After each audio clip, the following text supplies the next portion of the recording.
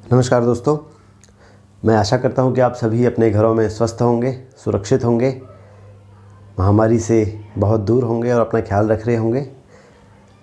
कोविड-19 से बचने के लिए जितने भी नियम हैं उनका पालन कर रहे होंगे और स्वस्थ हृष्ट पुष्ट होंगे और ज़ोरों से आप अपने आने वाली परीक्षाओं की तैयारी कर रहे होंगे। अक्सर हम देखते हैं कि संस्कृत में जो ग्रंथ लगे हुए हैं और कई तरह की परीक्षाओं में उनसे प्रश्न पूछे जाते हैं, जैसे कि नेट है या DSSB है, या KVS के एग्ज़ाम्स हैं जो एंट्रेंस परीक्षाएं होती हैं, या B.Ed के एंट्रेंस परीक्षा है। और इन सभी परीक्षाओं को पास करने के लिए हमें संस्कृत और उससे संबंधित जितने भी संस्कृत जो वाङ्मय है, संस्कृत में जो निबद्ध ग्रंथ हैं, उनको समझना, उनकी जानकारी रखना बहुत आवश्यक हो जाता है। तो इसी जानकारी को जानने के क्रम में और इसी जानकारी को देने के लिए अहम अस्मि चैनल के द्वारा एक सीरीज़ जो है यहाँ पर बनाई जा रही है, जिसका प्रथम वीडियो तो मैं नहीं कहूँगा, लेकिन अनेक वीडियो आपके पास आते रहते हैं, चाहे वो हास परिहास के लिए हों या वो किसी और अपडेट से रिलेटेड हों। लेकिन ये जो है एक ख़ास तरह का प्रयोग हम यहाँ से किया जा रहा है, जिसमें संस्कृत और उसमें निबद्ध जो ग्रंथ हैं उन ग्रंथों को आप तक पहुंचाने का प्रयास किया जाएगा। उन ग्रंथों से संबंधित जो प्रश्न आते हैं और जिन तक एक पाठक की नज़र नहीं पहुंच पाती है, एक अच्छा विद्यार्थी तो उनको समझ लेता है, लेकिन कई बार हम ग्रंथ को 4 बार पढ़ लेते हैं। हमने कोई कहानी 4 बार पढ़ ली है पूरी तरह से संस्कृत और हिंदी दोनों में, लेकिन फिर भी हम वो तत्व समझ नहीं पाते जो एग्ज़ामिनर देखता है, जो एक पेपर बनाने वाला जो परीक्षक जो होता है, वो जिस नज़र से एग्ज़ाम बनाता है, क्वेश्चंस बनाता है, वो नज़र हमारे पास नहीं आ पाती है, वो दृष्टिकोण हमारा नहीं हो पाता है और फिर हमारा जो है एग्ज़ाम में कुछ प्रश्न छूट जाते हैं पढ़े होने के बावजूद। तो मैं उन बिंदुओं को छूने का प्रयास करूँगा जहाँ से अक्सर प्रश्न बने जाते हैं और जिन बिंदुओं को हम अक्सर छोड़ दिया करते हैं। ठीक है, तो मैं अभी किसी भी जो है ग्रंथ के मूल की बात नहीं करूँगा। मैं प्रयास करूँगा कि उनके बाहरी जो बाह्य पक्ष जो है, जो कई चीज़ें हम छोड़ देते हैं, उनको हम जानने का प्रयास करें। तो आज का जो हमारा टॉपिक है वो है अभिज्ञान शाकुंतलम और इसके बारे में हम जानेंगे। मेरा नाम मनोज है, मैंने दिल्ली विश्वविद्यालय से ही ग्रेजुएशन किया है और हंसराज कॉलेज से MA किया है। फिर मैंने B.Ed किया श्री लाल बहादुर शास्त्री विद्यापीठ से। उसके बाद मैंने 1.5 वर्ष तक एक विद्यालय में पढ़ाया है और अभी मैं एक संस्कृत विश्वविद्यालय से PhD कर रहा हूँ। नेट क्वालिफाई हो गया है। तो चलिए शुरू करते हैं, जानते हैं अभिज्ञान शाकुंतलम के बारे में और उससे संबंधित जो भी महत्वपूर्ण बिंदु हैं उनके बारे में। मैं आपको पहले ही बता देता हूं कि मैं मूल के बारे में, जो मूल पाठ है कालिदास का बनाया, वो मैं यहाँ पर नहीं बताऊंगा। हम जानने का प्रयास करेंगे कि अभिज्ञान शाकुंतलम का एक विवेचनात्मक दृष्टिकोण से प्रस्तुतिकरण किया जाए और वो सभी पक्ष देखे जाएँ जहाँ से प्रश्न बनते हैं। जो विचार प्रश्न बनाने के मूल में अक्सर रहता होगा, ठीक है, प्रश्न बनाने वालों के, तो या फिर जो वो पूछना चाह रहा होगा, जहाँ तक वो हमारी समझ को देखना चाह रहा होगा या उलझाना चाह रहा होगा। क्योंकि पहले जो प्रश्न होते थे वो पहले सिंपल प्रश्न आते थे। UGC के प्रश्न पूछा जाता था, 4 ऑप्शंस होते थे, एक हमें चुनना होता था। लेकिन अब जो है तरीका बदल गया है। अब प्रश्न उस तरह के नहीं आते जो अक्सर किताबों में लिखा होता है। प्रश्न उलझाने वाले होते हैं। मतलब कोई प्रश्न पूछा होगा, उसके 4 ऑप्शंस दिए होंगे और वो ऑप्शन में हमें किसी एक को चूज़ नहीं करना है। हमें उसके बाद 4 ऑप्शन और दिए रहते हैं कि जो ऊपर 4 ऑप्शन हमने दिए हैं उसका A है, उसका ABC है, या इनमें से कोई नहीं है, या चारों ही हैं। तो इस तरह के प्रश्न जो उलझाने वाले प्रश्न होते हैं, इसमें आपका डीप नॉलेज होना, उस प्रश्न की जो मूल है, ठीक है, उसको समझना बहुत आवश्यक है। तो अभिज्ञान शाकुंतलम के बारे में हम जानना शुरू करेंगे। अभिज्ञान शाकुंतलम हम सभी जानते हैं कि कवि कुलगुरु कालिदास जो है, कनिष्ठिकाधिष्ठित कालिदास हैं, उनकी एक अनुपम रचना है, एक अनुपम सर्वोत्कृष्ट एक नाटक है। 3 नाटकों में से एक है उनके 3 नाटक हैं, विक्रमोर्वशीयम, मालविकाग्निमित्रम और अभिज्ञान शाकुंतलम। और सच कहें तो अभिज्ञान शाकुंतलम ही वह नाटक है जिसने कालिदास को कालिदास बनाया है। कालिदास को कालिदास बनाने वाला जो नाटक है, जो ग्रंथ है, जो रचना है, वो अभिज्ञान शाकुंतलम है। अभिज्ञान शाकुंतलम जो है, इसको हम किस तरह से पढ़ेंगे, तो हम इसको इन बिंदुओं के माध्यम से जानने का प्रयास करेंगे। सबसे पहले हम जानेंगे अभिज्ञान शाकुंतलम के शाब्दिक अर्थ के बारे में। उसके बाद हम अभिज्ञान शाकुंतलम की मूल कथा और उसमें कालिदास के द्वारा जो बदलाव किए गए हैं, जो प्रयोग किए गए हैं, कथा को स्वाभाविक बना दिया गया है, उसके बारे में बात करेंगे। उसके बाद काव्यशास्त्र की दृष्टि से अभिज्ञान शाकुंतलम नाटक जो है काव्यशास्त्र की लक्षणों की कसौटी पर खरा उतरता है कि नहीं उतरता, उसके बारे में चर्चा करेंगे। और इस भाग में हम इतनी ही चर्चा करेंगे, बाकी के जो अन्य पार्ट बच गए हैं, अन्य भाग जो बच गए हैं, इन बिंदुओं पर हम इसके अगली वीडियो में चर्चा करेंगे। तो आइए चले जानते हैं कि अभिज्ञान शाकुंतलम शब्द का अर्थ क्या है। 2 शब्द इसमें हैं, अभिज्ञान और शाकुंतलम। अभिज्ञान कहते हैं किसी भी वस्तु की पहचान कराने वाला या किसी की भी पहचान कराने वाला जो चिन्ह है, जो वस्तु है, ठीक है, उसे हम कहेंगे अभिज्ञान। मतलब पहचान कराने वाला, ज्ञान कराने वाला, ठीक है। तो ऐसी कोई वस्तु, ऐसा कोई चिन्ह जो जिससे किसी की पहचान होती हो, वह कहलाया जाएगा अभिज्ञान, ठीक है। क्या बनेगा? अभिज्ञायते, अभिज्ञायते अनेन इति अभिज्ञानम, ठीक है। अभि उपसर्ग है इसमें और ज्ञा धातु है, साथ में ल्युट प्रत्यय लगा है। ल्युट में टौ की संज्ञा हो जाती है, लौ की भी संज्ञा हो जाती है। यू बचता है, एक व्याकरणिक प्रक्रिया है। युवोर नाको से यू को अन हो जाता है और स्वादि विभक्तियां जब हम करते हैं, विवक्षा जब होती है, तो वहाँ पर अभिज्ञानम बन जाता है। तो ऐसी कोई वस्तु, ऐसा कोई चिन्ह जिससे किसी की पहचान हो, उसे कहते हैं अभिज्ञान। शाकुंतलम जो शब्द है उसके मूल में शकुंतला शब्द है और एक सूत्र है अधिकृत्य कृते ग्रंथे। तो शकुंतलाम अधिकृत्य कृतम नाटकम, यह सअभिज्ञान शाकुंतलम, ठीक है। मतलब शकुंतला शब्द है और शकुंतला शब्द में अधिकृत्य कृते ग्रंथे सूत्र से अण प्रत्यय हुआ है और तब जाके शाकुंतलम बना है। और इस तरह से पूरे पद का अर्थ बनता है अभिज्ञान प्रधानम शाकुंतलम, अभिज्ञान शाकुंतलम। मतलब शकुंतला की वह कथा जिसमें अभिज्ञान प्रधान है, अभिज्ञान की प्रधानता है। प्रधानम का यहाँ पर लोप हुआ है तो मध्यम पदलोपी समास हो जाएगा, या फिर अभिज्ञान सहितम शाकुंतलम, शकुंतला की कथा जिसमें अभिज्ञान को साथ रखा गया हो, ऐसा नाटक कहलाएगा अभिज्ञान शाकुंतलम। और इसमें भी सहितम का लोप हुआ है तो मध्यम पदलोपी समास और बहुब्रीहि समास भी होता है। कोई ऐसी वस्तु जिससे पहचान हुई, जो चिन्ह था शकुंतला की पहचान कराने वाला, शकुंतला की स्मृति को वापस दिलाने वाला, ठीक है, ऐसा कोई चिन्ह जिससे कि शकुंतला की पहचान हो सकती थी, जो कि शकुंतला की स्मृति को वापस दिला सकता था, उस पर आधारित है जो नाटक, वह है अभिज्ञान शाकुंतलम नाटक, ठीक है। बहुब्रीहि समास इसमें है। तो अभिज्ञानम शाकुंतलम यत्र तन्नाटकम अभिज्ञान शाकुंतलम। नाटक का नामकरण कैसे हो, इस विषय में भी बताया गया है।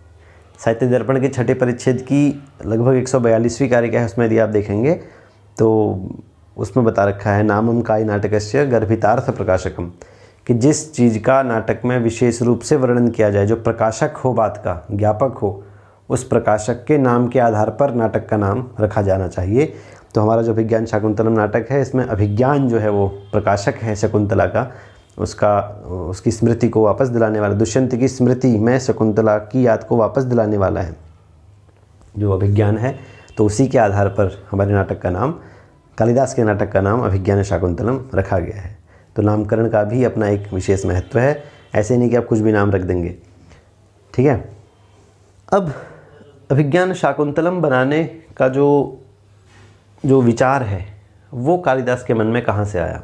अभिज्ञान शाकुंतलम बनाने का जब उन्होंने विचार किया, जब उन्होंने ठाना कि मुझे इस तरह का एक नाटक बनाना है, तो ये विचार उनके मन में कहाँ से आया, बीजारोपण कहाँ से हुआ। तो इसके मूल में हम देखते हैं कि मतलब हम ये कह सकते हैं कि अभिज्ञान शाकुंतलम का उपजीव्य ग्रंथ क्या है। उपजीव्य ग्रंथ वे होते हैं जिनको आधार मानकर अनेक प्रकार के काव्य नाटक आदि रचे जाते हैं, जिनमें वर्णित कथाओं पर ही अनेक काव्य नाटक आदि रचे जाते हैं, उन्हें उपजीव्य काव्य कहते हैं। जैसे कि रामायण और महाभारत ये उपजीव्य काव्य हैं। आपने संस्कृत साहित्य में जितने भी लगभग कथाएं या नाटक या गीति काव्य या कोई काव्य देखा हो तो वो लगभग हमें उन कथाओं का मूल जो है या तो रामायण में या महाभारत में मिलता है या पुराणों में भी मिलता है। ठीक है, तो अभिज्ञान शाकुंतलम जो है ये नाटक का मूल जो है, उपजीव्य जो है, जिसकी रचना करने का जो विचार जहाँ से कालिदास के मन में आया होगा, तो वो हम कैसे जानेंगे? वो हम ऐसे जानेंगे कि अभिज्ञान शाकुंतलम की कथा अभिज्ञान शाकुंतलम नाटक से पहले कहाँ मिलती है। तो पहले कथा हमें दो जगह मिलती है। एक है महाभारत। महाभारत का आप आदि पर्व है, पहला 18 पर्व है महाभारत में, उसका जो पहला पर्व है आदि पर्व। आदि पर्व के अध्याय संख्या 67 से 74 तक जो है शकुंतला की कथा है। तो वहाँ मुख्य रूप से हमें दिखाई देती है। एक पद्म पुराण है, पद्म पुराण में भी इसका एक स्वर्गारोहण है या इस तरह से कोई खंड है, उसमें जो है शकुंतला की कथा है। ठीक है, तो वहाँ पर भी हमें एक कथा जो है दिखाई देती है। और पद्म पुराण की जो कथा है शकुंतला की, वो महाभारत की कथा पर आश्रित है। ठीक है, स्वर्गोपाख्यान इस तरह से कोई वहाँ पर कोई सर्ग है, स्वर्गोपाख्यान पद्म पुराण में, तो वहाँ जो है हमें शकुंतला की कथा मिलती है। अब ये पद्म पुराण की जो कथा है शकुंतला, पद्म पुराण में जो कथा है शकुंतला की, वो महाभारत की कथा पर आश्रित है। तो इसलिए महाभारत की कथा को हम ज़्यादा प्रामाणिक मानेंगे। ये पहले की रचना है, ये बाद की रचना है, तो हम महाभारत की कथा को ही मूल रूप से प्रमाण मानेंगे कि अभिज्ञान शाकुंतलम नाटक रचने का जो विचार कालिदास के मन में आया होगा वो महाभारत से आया होगा। और महाभारत में अभिज्ञान शाकुंतलम की कथा क्या है, चलिए पहले इसे जानते हैं और फिर ये देखेंगे कि कालिदास ने उसमें किस तरह के बदलाव करके उस नीरस कथा को, उस अप्रासंगिक सी लगने वाली कथा को, वह असंगत से घटनाक्रम वाली कथा को कालिदास ने किस तरह से अपने कवित्व से जो है इसको स्वाभाविक बना दिया। महाभारत में क्या होता है कि महाभारत में आदि पर्व में जो वर्णन है उसमें एक चंद्रवंशी राजा है दुष्यंत नाम का, और वह मृगया के लिए, शिकार खेलने के लिए अपनी सेना के साथ जंगल में जाता है और जंगल में अपनी सेना के साथ ही वो जो है कण्व के आश्रम में पहुंच जाता है। जब वो कण्व के आश्रम में पहुंचता है तो कण्व ऋषि वहाँ पर है नहीं, वो फल लेने के लिए बाहर गए हैं। उस राजा को जो है ऋषि के दर्शन की इच्छा होती है, वो आश्रम में जाता है, ऋषि फल लेने गए हैं। तो राजा की आवाज़ सुनकर उनकी जो एक दुहिता पुत्री है शकुंतला, वो बाहर आती है और वो पूछती है, तो राजा और शकुंतला का डायरेक्ट वार्तालाप होता है। राजा कहता है कि मुझे ऋषि से दर्शन के लिए मैं आया था, और राजा उस पर आसक्त हो जाता है। दोनों की वार्तालाप से पता चलता है कि मतलब शकुंतला स्वयं राजा को बताती है कि वह विश्वामित्र और मेनका की पुत्री है, और राजा को जैसे ही ये पता चलता है कि शकुंतला जो है वो एक क्षत्रिय कन्या है, विश्वामित्र क्षत्रिय थे, क्षत्रिय कन्या है, तो सीधे जो है शकुंतला को गांधर्व विवाह का जो है प्रस्ताव रखता है उसके सामने। शकुंतला कहती है कि मैं विवाह एक शर्त पे करूँगी, और वो शर्त ये है कि हमारा जो पुत्र होगा वही युवराज बनेगा, उसी को राज्य मिलेगा, तो ही मैं विवाह करूँगी, अन्यथा मैं विवाह नहीं करूँगी। राजा की भी संतान नहीं है, उसकी रानियां हैं लेकिन उसकी संतानें नहीं है, बिल्कुल पुत्र पौत्र आदि नहीं है। उसको भी एक ऐसा पुत्र चाहिए, एक ऐसा उसकी भी एक संतान चाहिए जो उसके राजपाट को उसके बाद संभाले। तो राजा को कोई समस्या नहीं है, तो दोनों की सहमति पर सशर्त विवाह हो जाता है।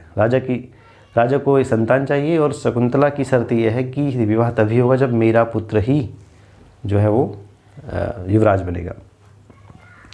विवाह हो जाता है और राजा कहता है कि मैं जल्दी तुमको लेने के लिए सेना भेजूंगा, और राजा वहाँ से चला जाता है। मार्ग में राजा को डर लगता है, जब अपने नगर की ओर वापस जा रहे राजा, तो उस समय पर दुष्यंत को डर लगता है कि यदि ऋषि को ये बात पता चल गई तो उन्होंने मुझे शाप देके भस्म कर देना है, उन्होंने मुझे शाप दे देना है। तो राजा डर के मारे नगर पहुँच के शकुंतला को लेने के लिए सेना नहीं भेजता। इधर जो फल लेने के लिए गए थे, अभी तक इतनी देर लग गई उनको फल लेने में, ये असंगत सा प्रतीत होता है कि फल लेने कहाँ चले गए थे ऋषि, जो इतनी देर लग गई। राजा आया, वहाँ वार्तालाप हुआ, विवाह भी हो गया, राजा चला भी गया और फल लेकर अब पहुँचे हैं ऋषि। और तपोबल से सब कुछ उन्होंने ज्ञात लिया, जान लिया, उनको सब चीज़ का ज्ञान हो गया और उन्होंने विवाह की स्वीकृति भी दे दी। और उसके बाद स्वीकृति देने के बाद शकुंतला का जो है एक पुत्र भी हो गया कुछ समय बाद आश्रम में ही। उसका नाम सर्वदमन रखा, उसको भी उन्होंने आशीर्वाद दिए। और इस तरह से समय बीतते बीतते 6 साल हो गए आश्रम में ही। और 6 साल बाद ऋषि कर्ण को याद आया कि इसके पिता अभी तक इसको लेने के लिए आए नहीं हैं, कन्या का मायके में इतने दिन रहना ठीक नहीं है, इसलिए इसको भेज देना चाहिए। और 6 साल बाद, मतलब जब सर्वदमन 6 साल का हो गया, उसके बाद कर्ण ने 2 शिष्यों के साथ अपने शकुंतला को राजा की ओर भेज दिया। ठीक है, राजा के पास भेज दिया। और वे भी राजा तक छोड़ कर नहीं आए, वे वहाँ शकुंतला को पहुँचाया उन्होंने राज्य में और वापस अपना आ गए। शकुंतला राजा के पास गई और बताया कि ऐसी सी बात है, तुम 6 साल पहले आए थे और ये आपका पुत्र है। राजा को याद है कि हाँ ये मेरी पत्नी है, ये मेरा पुत्र है। उसके बावजूद राजा जो है दुष्यंत जो है वो इनकार कर लेता है, मना कर देता है। और जब वो मना कर देता है तो एक आकाशवाणी होती है और आकाशवाणी बताती है कि तुम्हारा ही पुत्र है, इसका नाम भरत रखो, ये तुम्हारी ही पत्नी है। और जैसे ही आकाशवाणी होती है राजा तुरंत उसको एक्सेप्ट कर लेता है और प्रजा से कहता है, लोगों से कहता है कि मुझे पता था कि ये मेरी पत्नी है, मुझे याद था कि ये मेरी पत्नी है, लेकिन मैं इसकी शुद्धि का इंतज़ार कर रहा था। मैं चाह रहा था कि शकुंतला की शुद्धि हो। मतलब राजा को जो है प्रजा अपने पिता की तरह चाहती है। वो राजा से इतना प्रेम करती है कि राजा पर उनको पूरा विश्वास है। तो राजा यदि पिता की तरह है तो जो महारानी होगी वो माता की तरह होगी। तो ऐसे ही कभी कोई स्त्री आती है और कहती है मैं तुम्हारी पत्नी हूँ, ये तुम्हारा पुत्र है, और राजा बोलता है ठीक है, और प्रजा उसको माता कैसे मान ले। तो प्रजा के मन में जो है राजा के प्रति एक जो सम्मान की भावना नहीं आती, फिर समर्पण की भावना नहीं आती। इसीलिए राजा को भी उनकी भावना का ख्याल रखना होता है। यही बात रामायण में भी हुई है।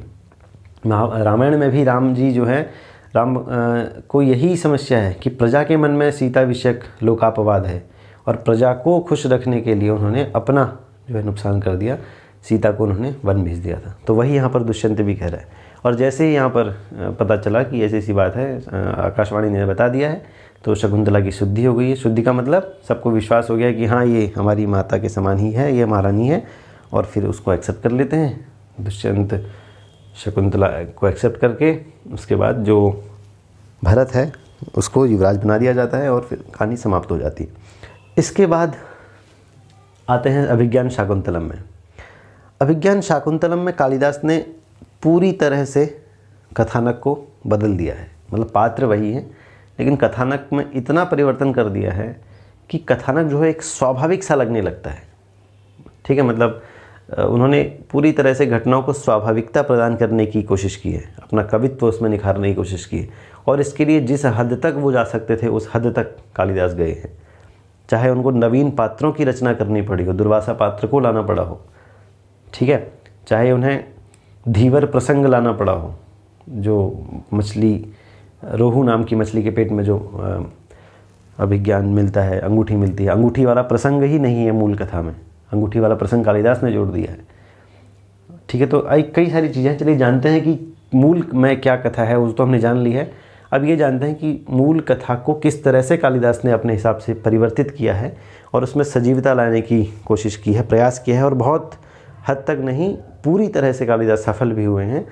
और सफल होने के साथ साथ उन्होंने एक बहुत अच्छा अभिज्ञान शाकुंतलम नाम के एक नाटक जो उन्होंने रच दिया है, नवीन पात्रों की कल्पना करके, घटनाओं में साम्यता बैठा करके, उनको सजीवता दे करके, स्वाभाविकता दे करके, और इस तरह से उन्होंने कथानक में परिवर्तन किया है। चलिए जानते हैं कौन कौन सी वो प्रमुख घटनाएं हैं, वो प्रमुख पात्र हैं जिन, और वो कौन कौन सी चीज़ें हैं जिन्हें कालिदास ने बदल के इसको इतना रमणीय बना दिया है। काव्येषु नाटकम रम्यम तत्र रम्या शकुंतला, ये कहने पर मजबूर कर दिया कालिदास ने। तो वो कौन सी वजहें थी, वो कौन से वर्णन थे, तो चलिए जानते हैं कि कौन कौन से वो वर्णन थे जो कालिदास ने बदल दिए हैं और मूल कथा में नहीं थे। इस पीपीटी के माध्यम से समझते हैं।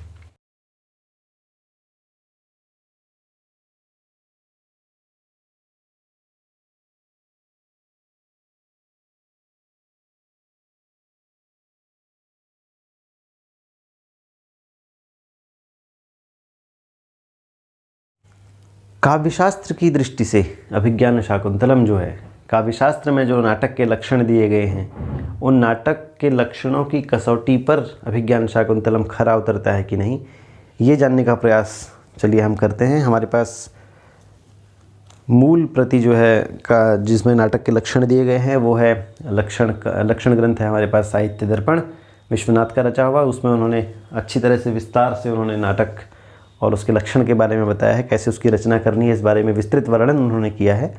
तो प्रामाणिकता के लिए हम साहित्य दर्पण ग्रंथ को लेते हैं और फिर देखते हैं कि किस प्रकार से उन लक्षणों पर अभिज्ञान शाकुंतलम खरा उतरता है कि नहीं उतरता। सबसे पहले उन्होंने कहा है भाई नाटक जो होना चाहिए वो ख्यात वृत्त होना चाहिए, है ना। नाटकम ख्यात वृत्तम स्यात्। ख्यात माने होता है प्रसिद्ध, और प्रसिद्ध कहाँ होगा, इतिहास में प्रसिद्ध होगा। तो इतिहास में प्रसिद्ध होना चाहिए नाटक। वृत्त माने होता है कथा वस्तु, ठीक है, कथा वस्तु। नाटक की जो कथा वस्तु होगी, जो वृत्त होगा वो ख्यात होनी चाहिए, माने इतिहास में प्रसिद्ध होनी चाहिए, इतिहास प्रसिद्ध। अब हमारी जो कहानी है अभिज्ञान शाकुंतलम वो महाभारत में है, इसका मतलब वो ऐतिहासिक ग्रंथ में प्रसिद्ध है। अब कुछ लोग कहते हैं कि महाभारत जो है वो एक वास्तविक ग्रंथ है, ऐतिहासिक ग्रंथ, काल्पनिक ग्रंथ नहीं है, वो एक ऐतिहासिक ग्रंथ है, तो इतिहास में प्रसिद्ध है। अभिज्ञान शाकुंतलम की कथा पद्म पुराण में भी प्रसिद्ध है, तो ये लक्षण यहाँ पर फिट बैठता है, ठीक है। नाटकम ख्यात वृत्तम स्यात्। दूसरी बात जो कह रहे हैं वो कह रहे हैं भाई नाटक में पंच संधियाँ होनी चाहिए। अब संधियाँ क्या हैं, अब ये संधियाँ व्याकरण वाली नहीं है, ठीक है। नाटक की अपनी संधियाँ होती हैं। संधियाँ वे तत्व हैं जिनमें नाटक पूरी तरह से विभाजित रहता है। मतलब यदि एक ब्रेड है और उसके हमने 5 टुकड़े कर दिए हैं, उसी प्रकार एक नाटक है, उसके वो भी नाटक भी 5 खंडों में विभाजित रहता है, 5 संधियों में विभाजित रहता है। तो उस संधि के बारे में जब हम आगे पढ़ेंगे, संधि के बारे में विस्तार से हम तब पढ़ेंगे जब हम साहित्य दर्पण के छठे परिच्छेद का जो है विश्लेषण करेंगे। लेकिन यहाँ पर हम मोटा मोटी तौर पर संधियों को जानने का प्रयास करेंगे। आगे जब अर्थोपक्षेपकों के साथ या कार्यावस्थाएँ जो है उनके साथ इनको हम कोरिलेट करने का करेंगे जब, क्योंकि इनका आपसी संबंध है आगे, ठीक है, जो अर्थ प्रकृतियाँ हैं उनके साथ, तो वहाँ पर हम संधियों को जानेंगे। कुल मिला के बात यह है कि नाटक में 5 संधियाँ होनी चाहिए और यहाँ पर वो संधियाँ हैं अभिज्ञान शाकुंतलम में। कहाँ कहाँ पर हैं, कैसे हैं, उनको हम अभी आपको 5-10 मिनट में बताते हैं। आगे कह रहे हैं विलासर्ध्यादि गुणवत् युक्तम नाना विभूति भी। विलासिता से युक्त होना चाहिए नाटक, समृद्धता से युक्त होना चाहिए। तो विलासिता इसमें है ही, श्रृंगार रस है, दुष्यंत और शकुंतला का विलास इसमें है, और प्रकृति की जो सुंदरता है, ठीक है, सौंदर्य है, प्रकृति का जो ऐश्वर्य है, ठीक है, और सौंदर्य रूपी ऐश्वर्य जो है उसको यहाँ पर कालिदास ने मुक्त कंठ होकर के, मतलब धूमधाम तरीके से, ठीक ठाक तरीके से, ठाट बाट से इन्होंने बताया है। हालांकि कालिदास के ग्रंथों में हमें अक्सर वो इस तरह का जो वैभव होता है उसका वर्णन देखने को मिलता है, लेकिन उसका वर्णन करते हुए कालिदास यहाँ पर बचे हैं। इसीलिए कालिदास की अन्य रचनाओं की तुलना में विज्ञान इतना उत्कृष्ट हो गया है कि कालिदास ने यहाँ पर अपनी, मतलब ऐसा कह सकते हैं कि पूरी प्रतिभा का जोर लगा के इन्होंने इस नाटक को लगा दिया है। एक एक शब्द का चयन करना हो, एक एक पात्र का चयन करना हो, किस पात्र को मंच पर लाना है, किसको नहीं लाना है, किसकी सूचना देकर ही समाप्त कर देनी है बात, किसको कितना बताना है, ठीक है। ये आपको कालिदास के अन्य नाटकों में और इस नाटक में साफ साफ फ़र्क दिख जाएगा। अन्य में मुख्य रूप से 2 नायिकाएँ हैं और वहाँ पर दूसरी नायिका जो है उसको भी उतना ही स्थान दिया गया है, लेकिन इस नाटक में ऐसा करने से अभी जो है कालिदास बचे हैं। यहाँ पर मुख्यतः शकुंतला पर ही फोकस किया गया है, राजा की अन्य रानियों को आने ही नहीं दिया है। तो ये जो सौंदर्य है, काव्य सौंदर्य है, ये जो विलासिता है, ठीक है, उस वैभव रूपी विलासिता को छोड़कर यहाँ पर कालिदास ने सौंदर्य रूपी ऐश्वर्य को या फिर प्राकृतिक ऐश्वर्य को बताने का प्रयास किया है। आगे है सुख दुख की समुद्भूति। सुख और दुख की समुद्भूति होनी चाहिए नाटक में, उद्भूत होना चाहिए, और वो सुख और दुख का अनुभवन जब हो तो वो अनेक प्रकार के रसों से युक्त हो। तो ये बात बिल्कुल फिट बैठती है। प्रथम अंक पूरा ही सुखात्मक है, चतुर्थ अंक में शाप मिल जाता है, वहाँ पर थोड़ा दुख भी होता है। जब शकुंतला को राजा भूल जाता है शाप के कारण, वहाँ पर भी दुख होता है, लेकिन अंत में सभी कथाएँ एक जगह मिल जाती हैं और वहाँ से फिर जो है हैप्पी एंडिंग हो जाती है। सुखांत नाटक है, इसलिए सुख दुख आदि अनेक प्रकार की घटनाओं से युक्त भी है और अनेक प्रकार के रसों से युक्त भी है। तो ये लक्षण भी यहाँ पर फिट बैठता है। आगे कह रहे हैं भाई नाटक में मुख्य रूप से ज़्यादा अधिकतम जो अंक हैं वो 10 होने चाहिए और न्यूनतम अंक जो हैं वो 5 होने चाहिए। तो हमारे पास कितने हैं? 7 अंक हैं। अभिज्ञान शाकुंतलम 7 अंकों का नाटक है, तो ये भी बिल्कुल ठीक है। कम से कम 5 होने चाहिए, ज़्यादा से ज़्यादा 10 होने चाहिए। हमारे 7 हैं तो बीच में हैं, तो बिल्कुल ठीक है।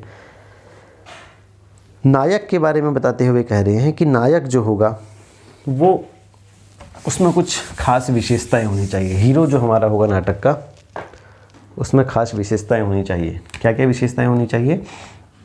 जैसे आप देखिए, नायक जो है वो क्या हो? प्रख्यात वंश का हो, प्रख्यात वंश का हमारा नायक हो। प्रख्यात वंश का मतलब ऐसा वंश जो इतिहास में प्रसिद्ध हो। तो हमारा जो राजा है दुष्यंत अभिज्ञान शाकुंतलम का, वो पुरुवंश का है। चंद्रवंश भी पुरुवंश को कहा जाता है, चंद्रवंशी राजा है ना। जन्म यस्य पुरुवंशे, आपने प्रथम अंक में जब जो दुष्यंत है जब वो हिरण को मारता है तो उसको रोकते हैं तपस्वी कि हिरण को मत मारो, नखलू नखलू बाण है, तो वो रुक जाता है, राजा नहीं मारता है। तो उसको आशीर्वाद देते हैं जो तपस्वी लोग हैं। और उससे पहले एक श्लोक बोलते हैं जन्म यस्य पुरुवंशे, कि आपका जन्म जो है वो जिसका जन्म पुरुवंश में हुआ है तो उन्हीं पुरुवंशी राजाओं के समान ही आपने अपने रूप को पाया है और इसी तरह का पुत्र भी आप प्राप्त करें, ये आशीर्वाद वहाँ पर देते हैं। ठीक है, युक्त रूप मिदम तब ना, इस तरह से एक आशीर्वाद देते हैं। तो प्रख्यात वंश का है, चंद्रवंशी राजा है। तो प्रख्यात वंश हो, राजर्षि हो, तो राजर्षि भी है ही हमारा राजा है। ठीक है, तो राजा है तो राजर्षि है ही। धीरोदात्त हो, धीरोदात्त नायक। नायक के बारे में जब हम पढ़ेंगे तो वहाँ पर हम नायक के प्रकारों के बारे में पढ़ेंगे। यहाँ पर हम ये समझते हैं कि अभिज्ञान शाकुंतलम नाटक का नायक जो है वो धीरोदात्त है और प्रतापवान हो, प्रतापवान राजा हो। राजर्षि शब्द को यहाँ से हटा लेते हैं, यहाँ पर गुणवान शब्द है वहाँ पर। राजर्षि शब्द को हम आगे जानेंगे। प्रतापवान राजा हो, गुणवान राजा हो, ये 4 क्वालिटी जिसमें होंगी। ठीक है, ये तो हमारे राजा में है, प्रख्यात वंश का होना चाहिए नायक में। ये चारों चीज़ों, इन चारों गुणों से युक्त जो राजा होगा वो राजा या तो दिव्य होना चाहिए या दिव्यादिव्य होना चाहिए, मतलब दिव्य भी और अदिव्य भी, या कोई राजर्षि होना चाहिए। दिव्य जैसे कि कृष्ण है, ठीक है, दिव्यादिव्य जैसे कि राम है, और राजर्षि जैसे कि अभिज्ञान शाकुंतलम नाटक का नायक दुष्यंत। ठीक है, हम इसको राजा भी नहीं कहेंगे, हम इसको नायक कहेंगे। नायक जो होगा वो इन गुणों से युक्त होगा और इन गुणों से युक्त जो दिव्य होगा, जो दिव्यादिव्य होगा, जो राजर्षि होगा, ऐसा नायक नाटक में होना चाहिए। तो हमारा इन चारों गुणों से युक्त तो है ही दुष्यंत, साथ में राजर्षि है, तो कोई समस्या नहीं है, बिल्कुल फिट बैठता है नाटक के लक्षणों पर। ठीक है, उसके बाद कह रहे हैं कि भाई श्रृंगार और वीर में से कोई एक रस होना चाहिए नाटक में। नाटक जो है वो श्रृंगार और वीर रस में से किसी एक रस पर आश्रित, एक रस उसमें मुख्य रूप से अंगी होना चाहिए। प्रधान रस जो हो या अंगी रस जो हो वो कौन हो, या तो श्रृंगार हो या वीर हो। तो हमारा जो नाटक है वो श्रृंगार रस पर आधारित है। और सिर्फ इतना ही ना हो, अन्य रस जो हैं वो गौण रूप से नाटक में विद्यमान हो, अंग के रूप में नाटक में विद्यमान हो।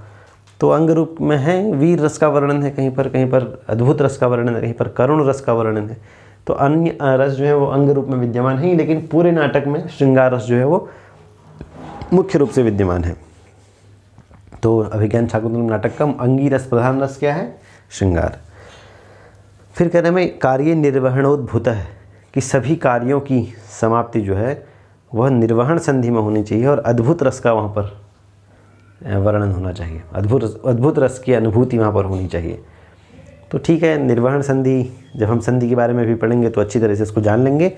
निर्वहन संधि में, और वहाँ पर कार्यों की सीधी सी बात है, लास्ट में होगी निर्वहन संधि, तो वहाँ पर सभी कार्यों की समाप्ति तो हो ही रही होगी। सुखांत नाटक चल रहा होगा, नाटक का अंत चल रहा होगा जो कि सुखपूर्वक बीत रहा होगा, और अद्भुत रस का प्रयोग वहाँ पर होगा। यहाँ पर भी अद्भुत रस है, वहाँ पर कई मातली जब आते हैं उनको लेकर के, तो इस तरह के वर्णन जो होते हैं वो अद्भुत वाले होते हैं। वर्णन प्रसंग, स्वर्ग से आ रहे हैं, रास्ते में कोई आश्रम है, शेर के बच्चे के दांत जो है एक बालक गिन रहा है, तो ये सब अद्भुत प्रसंग हैं। इसके बाद कह रहे हैं भाई 4 या 5 पुरुष ऐसे हों जो राजा के कार्य सिद्धि में सहायक हों।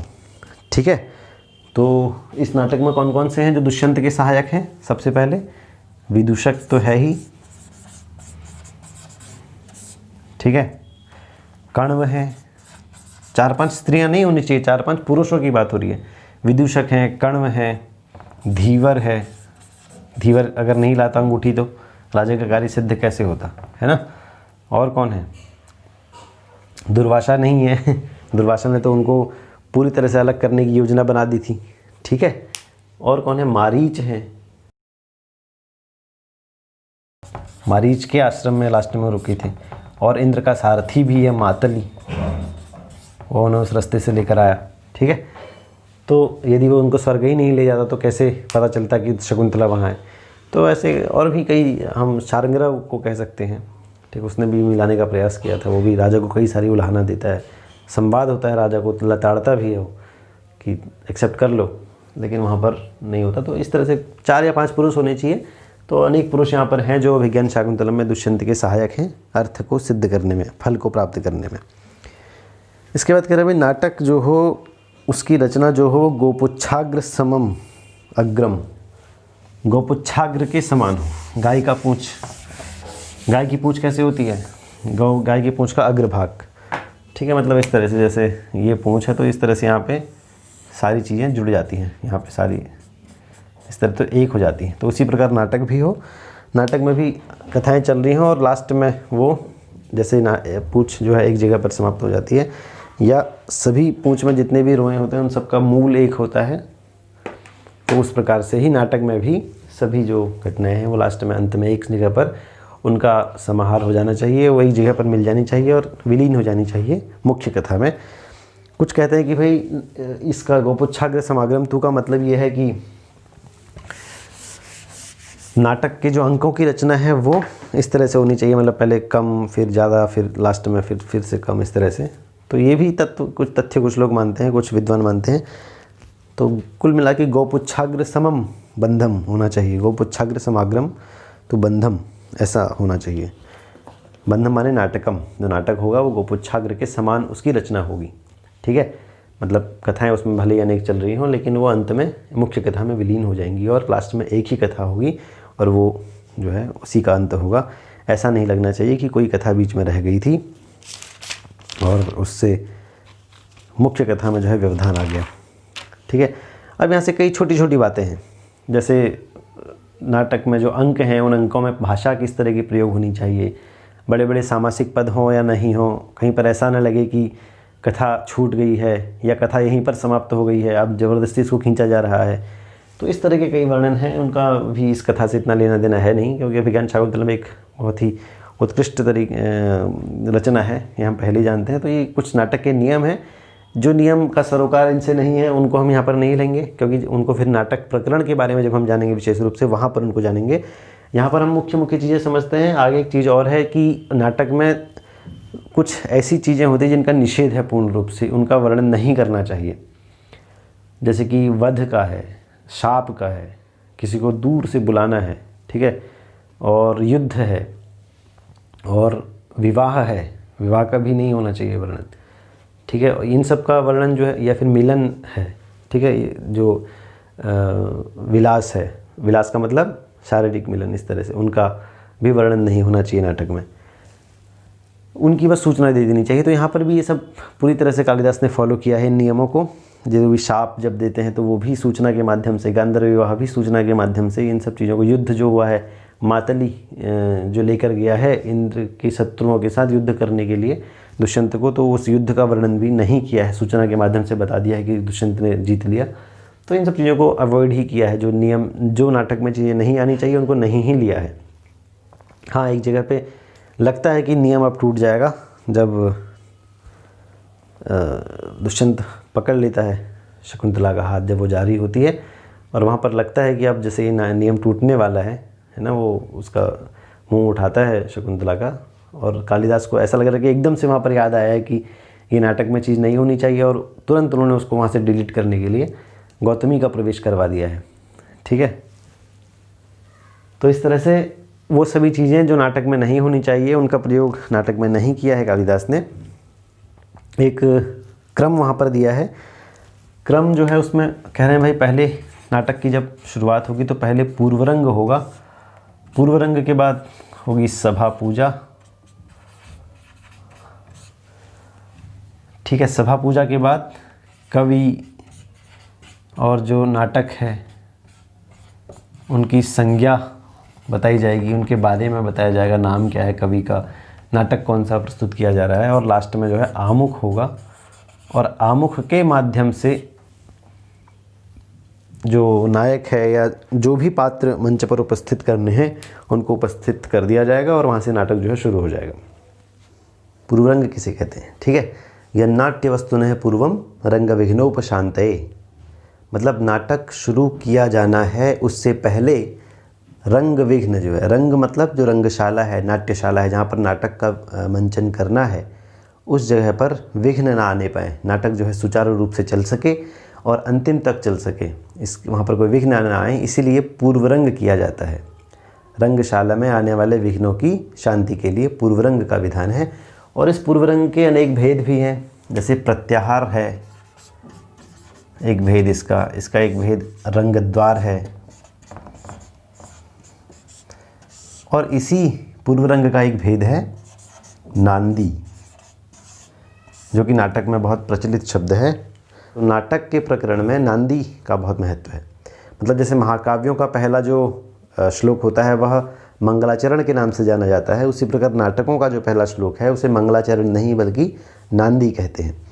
अब नांदी जो है ये नंदंती देवता यत्र, ठीक है, जहाँ पर देवता नंदित होते हैं, खुश होते हैं, आनंदित होते हैं, उसे कहते हैं नांदी। आशीर्वचन संयुक्ता स्तुतिर्यस्मात् प्रयुज्यते देवद्विज नृपादीनाम तस्मान नांदीति संगीता, ये नांदी का लक्षण है। जहाँ पर आशीर्वादात्मक वचन हो, देव द्विज या नृप किसी की स्तुति की गई हो तो उसे नांदी कहा जाता है। और कहा यह नियम है कि नांदी का प्रयोग जब किया गया हो तो इसमें या तो 8 पद हो, ठीक है, या तो नांदी अष्टपदा हो या द्वादशपदा हो, ऐसा साहित्य दर्पणकार ने लिखा है। पहले कारिका में ऐसा बताया है कि नांदी या तो अष्टपदा हो या द्वादशपदा हो। और उसके बाद मुझे लग रहा है कि उन्होंने जैसे फिर साहित्य जो है कालिदास आदि के ग्रंथ देखे, नाटक देखे, और उसमें उन्होंने पाया कि यहाँ तो न तो अष्टपदा है नांदी और न ही यहाँ पर द्वादशपदा है। तो उन्होंने फिर आगे लिखा साहित्य दर्पण में कि ये जो मैंने बताया था नियम कि नांदी में 8 पद हों और द्वादश पद हों, ये नियम मेरे अनुसार नहीं है, ऐसा कहा जाता है। लेकिन मैं ये कहता हूँ कि मतलब विश्वनाथ कह रहे हैं कि यदि जो कुशीलव जो हैं, जो नाटक का मंचन करने वाले जो पात्र आदि हैं, वो सब मिलकर नाटक से पहले जो कुछ भी मंगलात्मक कह दें, ठीक है, वो क्या कहलाती है? नांदी कहलाती है। कुछ भी मंगलाचरण वो कर दें उसे नांदी कह सकते हैं। ज़रूरी नहीं है कि नांदी अष्टपदा ही हो या द्वादशपदा ही हो। हालांकि कुछ लोग हैं, कुछ ग्रंथ है, मतलब कुछ ऐसे व्याख्यात्मक जिन्होंने अभिज्ञान शाकुंतलम की व्याख्या की है, उसमें मैंने पढ़ा है कि वो अष्टपदा नांदी इसको घोषित करते हैं। लेकिन मुझे तो लगता नहीं है, क्योंकि मंगलाचरण में जो कोई किसी भी श्लोक में 4 ही पद होते हैं या 5 पद हो सकते हैं, लेकिन इसमें न तो 8 पद हैं अभिज्ञान शाकुंतलम के मंगलाचरण में, नहीं 12 पद हैं, और यदि हम पद की व्याख्या सुप्तिगंतम पदम से करें तब भी ये नियम नहीं बैठ पाता है। तब भी जो है या सृष्टि सृष्टुराद्या वहति विधियुतम या हवीर्या च होत्री, इसमें न तो हमें 12 पद दिखाई देते हैं, न ही अष्टपद दिखाई देते हैं, और पूरे श्लोक में तो है ही 4 पद। तो न तो अष्टपदा आनंदी है और न ही 12 पद आनंदी है। और यह भी नहीं है कि कालिदास ने नाटक के नियमों का उल्लंघन किया हो, क्योंकि साहित्य दर्पणकार ने कह दिया है कि कुशीलव मिलकर जो कुछ भी कह दें, मंगलात्मक आचरण कर दें, उसे नांदी कह सकते हैं और वो नांदी कही जाएगी। और ऐसा नहीं है कि कालिदास ने विश्वनाथ को देखकर ये नियम बदला है। विश्वनाथ ने कालिदास को देखकर नियम बदला हो सकता है, क्योंकि विश्वनाथ जो हैं वो बाद के हैं और कालिदास के ग्रंथ जो हैं वो एक तरह से प्रमाण हैं। यदि नाटक के लक्षण बनाए होंगे तो यह पूरी गारंटी है, यह पूरी तरह से हो सकता है कि कालिदास आदि के ग्रंथों का ही उन्होंने पहले जो है विवेचन या विश्लेषण किया होगा, उसके बाद ही उन्होंने अपने नाटकों के लक्षणों का निर्माण किया होगा। विश्वनाथ आदि अन्य नाटक लक्षणकारों ने या लक्षणकारों ने, साहित्य के काव्य महाकाव्य आदि के लक्षणकारों ने। आगे क्या है, आगे कहते हैं कि नांदी के बाद जो है वो नाटक शुरू हो जाता है। मतलब नांदी के बाद कहते हैं कि नांदन्ते प्रविशति सूत्रधार है, और यहाँ पर भी कालिदास ने कहा है नांदन्ते प्रविशति। ठीक है। अब नाटक का जो दूसरा नियम है, एक और नियम है कि नाटक में पूर्वरंग के बाद जो है वो सूत्रधार चला जाता है, और सूत्रधार के जाने के बाद उसी की तरह वेश वाला एक स्थापक आता है।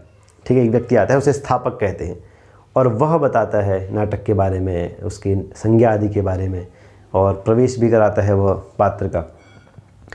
अब जो स्थापक है, ठीक है, ऐसा लगता है कि स्थापक, सूत्रधार के बाद स्थापक के आने का नियम जो है वह बहुत ही प्राचीन है, मतलब कालिदास से भी प्राचीन है, क्योंकि साहित्य दर्पणकार ने अपने उसमें कहा है कि अब ऐसे प्रावधान होने लग गए हैं, ऐसे नाटक भी बनने लग गए हैं जहाँ पर स्थापक नहीं आता है और सूत्रधार ही सारे काम कर देता है। ठीक है, वो कहते हैं कि इदानीम पूर्वरंगस्य सम्यक प्रयोग अभावात एक एव सूत्रधार है सर्वम प्रयोजयति इति व्यवहार है। ऐसा साहित्य दर्पण में कह रहे हैं विश्वनाथ कि स्थापक के बिना ही सूत्रधार ही सारे काम अब करने लग गया है, नाटक के नियमों का जो है अच्छी तरह से पालन नहीं किया जा रहा है। तो ऐसा लग रहा है कि ये नियम सूत्रधार के बाद स्थापक आने का बहुत प्राचीन है। मतलब कालिदास ने भी अपने ग्रंथों में सूत्रधार से ही सब कुछ करवा दिया है, तो ये भी एक नियम है, लेकिन कालिदास ने इसका उल्लंघन नहीं किया है। हो सकता है उस समय पर ये प्रथा जो है वो प्रचलन में आ गई हो। स्थापक क्या करता है, यदि कथा जो है, नाट्य वस्तु जो है वो अगर दिव्य है, ठीक है, तो दिव्य रूप में आता है, देवता के रूप में आता है, मतलब उसका रूप धारण करके मंच पर आता है। और यदि वह इस लोक से, पृथ्वी लोक से, मर्त्य लोक से संबंधित कथा है तो मनुष्य के रूप में आकर वह उसकी सूचना देता है।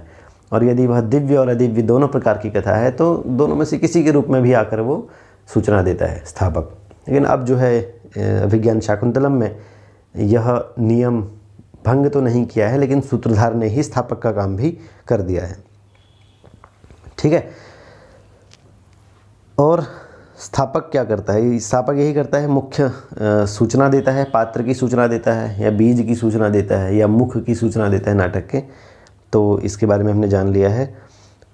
ठीक है, यहाँ पर भी स्थापक ने कैसे पात्र का प्रवेश करा है, पात्र की सूचना कैसे दी है विज्ञान शाकुंतलम में, है ना। तवास्मी गीतरागेण हारेणा प्रसभम मन है, एस राजर्षि दुष्यंतो सारंगेणा तिरंघसा। एस राजर्षि दुष्यंतो कहा है, और दुष्यंत कहने के बाद ऐसा करके वो चला गया है, और फिर दुष्यंत और सारथी का प्रवेश वहाँ पर हो गया। तो पात्र की सूचना देकर पात्र का प्रवेश स्थापक ने कराया है, सूत्रधार ने कराया है। आगे है कि सूत्रधार ने जब पात्र का प्रवेश मंच पर कराया है तो किस विधि का आश्रय उसने लिया है, किस विधि के द्वारा कराया है। ठीक है, तो इस विषय में यहाँ पर जो नियम है, नाटक के लक्षण में जो नियम दिए गए हैं, उसमें यही है कि जो सूत्रधार होगा पहले वो मतलब मंगलाचरण के बाद, नांदी के बाद, वो जो सभा में जो विद्वान बैठे हुए हैं, दर्शक बैठे हुए हैं, उनकी क्या करेगा, उनकी प्रशंसा करेगा। तो वो की गई है, और बहुत ही रोचक प्रसंग है। मतलब जो सूत्रधार है और नटी के बीच जो वार्तालाप है विज्ञान शाकुंतलम में, बहुत ही रोचक है, और एक मनोविज्ञान उसमें है। ठीक है, और कथा को भी उन्होंने गुपचुप तरीके से बता दिया है तो वो अवश्य ही जब हम उसका विश्लेषण करेंगे, प्रथम अंक और चतुर्थ अंक का विश्लेषण करेंगे, तो उस समय हम जानेंगे कि किस तरह से बड़े रहस्यमयी तरीके से कथा के बारे में बता दिया है और किस तरह से मनोवैज्ञानिक शैली का प्रयोग कालिदास ने वहाँ पर किया है।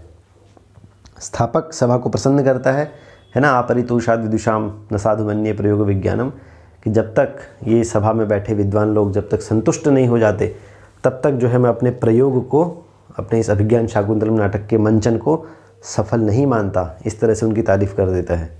और या फिर अपरिभूयिष्ठा परिषदीयम, आज तो यहाँ पर विद्वानों की मंडली बैठी हुई है, सभी विद्वान लोग बैठे हुए हैं, इस तरह से उनकी प्रशंसा करता है। और फिर जो है आगे वो बढ़ता है सूत्रधार नाटक में। कवि के नाम आदि का वर्णन करता है ना। कालिदास का ये नाटक है, अभिज्ञान शाकुंतलम हमें आज प्रस्तुत करना है। फिर कहा गया है कि सूत्रधार जो है वो भारतीय वृत्ति का सहारा ले, ठीक है। और भारतीय वृत्ति का सहारा लेकर के वह प्रायः किसी ऋतु का वर्णन करे। प्रायः का मतलब कर भी सकता है और नहीं करना चाहता तो नहीं भी कर सकता। तो लेकिन अभिज्ञान शाकुंतलम में इस नियम का पालन किया गया है। सूत्रधार आता है और उसके बाद फिर वो ऋतु का, ग्रीष्म ऋतु का वर्णन भी कर रहा है ना। क्या बोलता है कि दिन जो है वो मनोहर होने लग गए हैं, शाम के समय मनोहर लगते हैं, है ना। जलों में सलिल सुभग वगाहा, जलों में स्नान करना आजकल अच्छा लगता है। घनी छाया में नींद बड़ी अच्छी आती है। गुलाब के फूलों से सुगंधित हो गई हैं वायुएं, है ना। और दिवसाह परिणाम रमणीयाः, दिवस जो है, दिन जो है वो शाम के समय जो है मनोहर हो जाते हैं। तो इस तरह से ग्रीष्म ऋतु का वर्णन करता है। और फिर नटी को कहता है कि ग्रीष्म ऋतु से संबंधित ही कोई गीत सुना दो जिससे कि ये लोग खुश हो जाएं, ठीक है। और फिर वो गाती है ईषद ईषद चुंबितानी, इस तरह से। तो भारतीय वृत्ति का सहारा लिया गया है। वृत्ति क्या है? अब वृत्तियाँ क्या हैं, इनके बारे में हम अच्छी तरह से छठे परिच्छेद में का जब विश्लेषण करेंगे हम साहित्य दर्पण के, उस समय जानेंगे। मोटा मोटा तौर पर हम इतना समझते हैं कि नायक नायिका आदि के जो व्यापार हैं उन्हीं को वृत्ति कहते हैं, ठीक है। और वृत्ति जो है ये 4 प्रकार की होती हैं। कैशिकी वृत्ति है, सात्वती वृत्ति है, आरभटी वृत्ति है एक, और फिर एक वृत्ति है भारतीय वृत्ति है। तो इसी का सहारा लेता है सूत्रधार या स्थापक, और फिर इससे वो एक ऋतु का वर्णन करता है। भारतीय वृत्ति जो है ये भी 4 प्रकार की है, ठीक है। भारतीय वृत्ति जो है वो भी 4 प्रकार की है। कौन कौन से? इसके 4 भेद हैं। प्ररोचना, वीथी, प्रहसन, इसको अच्छे से लिख दूं जरा, और आमुख। ये 4 भेद हैं। इनमें से जो आमुख है ये भी 4 प्रकार का है, ठीक है। और आमुख को ही प्रस्तावना कहते हैं। आमुख जो है वही प्रस्तावना है। नाटक शुरू होने से पहले प्रस्तावना उपस्थापित की जाती है और वो प्रस्तावना जो है वो आमुख का ही पर्याय है। और माफ़ कीजिए 4 प्रकार का नहीं होता ये 5 प्रकार का होता है। आमुख के 5 भेद हैं। कौन कौन से हैं? उद्घातक, कथोद्घात,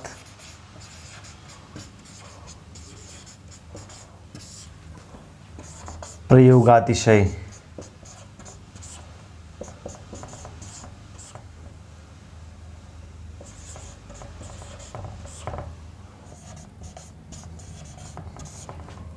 और अवलगित। ये भी प्रश्न बन सकता है कि प्रस्तावना के किस भेद का वर्णन, किस भेद का प्रयोग करके जो है पात्र को मंच पर उपस्थापित किया है सूत्रधार ने अभिज्ञान शाकुंतलम में। तो हम ये इसमें जो है आमुख के 5 भेद जो हैं, तो अभिज्ञान शाकुंतलम में अवलगित भेद का प्रयोग किया गया है। अवलगित में क्या होता है? किसी वस्तु की सादृश्यता के आधार पर, ठीक है, किसी एक मतलब कोई प्रयोग किया जाता है और उस प्रयोग के सादृश्य के आधार पर जो है पात्र का प्रवेश कराया जाता है। उस सादृश्य के आधार पर उस पात्र की सूचना दी जाती है। जैसे आप यहाँ पर देखेंगे अभिज्ञान शाकुंतलम में कितना बढ़िया प्रयोग किया है कालिदास ने। नटी इसे कहता है कि एक गाना सुना दो जो ग्रीष्म ऋतु से संबंधित हो। तो नटी गाती है कि ईषद ईषद चुम्बितानी भ्रमरा, इस तरह से वो एक गाना गाती है। और ये जो गाना उसने गाया है वह सारंग राग में है, और सारंग राग जो है वो मध्याह्न के बाद गाया जाता है। और इसी सारंग राग में जैसे ही ये गाना सारंग राग में गाया है, उसके बाद सूत्रधार ने नटी की तारीफ़ की है, और फिर सूत्रधार कहता है कि तुमने यह जो सारंग राग में जो गाना गाया है इसने मेरे मन को हर लिया है।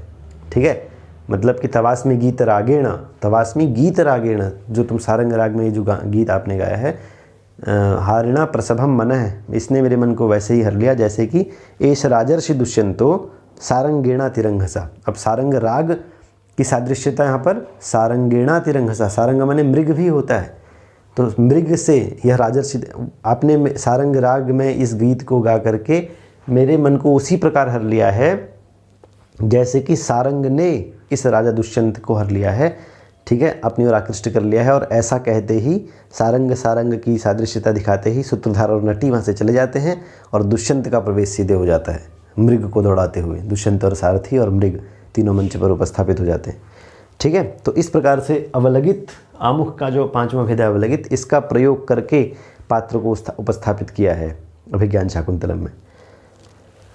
आगे क्या है, आगे कहते हैं भाई कथावस्तु के बारे में है। कथावस्तु दो प्रकार की होती है, एक होती है आधिकारिक, हम सभी जानते हैं, चीज़ों को हम सभी जानते हैं अच्छी तरह से, लेकिन बस ये है कि उनके नाम हमें अच्छी तरह अभी शायद पता नहीं है, ये पता भी है तो मैं याद दिला देता हूँ। कथा दो प्रकार की होती है, एक है आधिकारिक। आधिकारिक को प्रधान कथा भी आप कह सकते हैं या मुख्य कथा भी कह सकते हैं। कथा जो दूसरी प्रकार, कथा का मतलब जो भी नाटक में प्रस्तुत किया जा रहा है, या वो होगी प्रासंगिक। ठीक है, मुख्य कथा का मतलब क्या है, मुख्य कथा माने जैसे रामायण को आप ले लीजिए, रामायण में राम की कथा है, मुख्य कथा है, शुरू से लेकर अंत तक राम की ही कथा चलती है।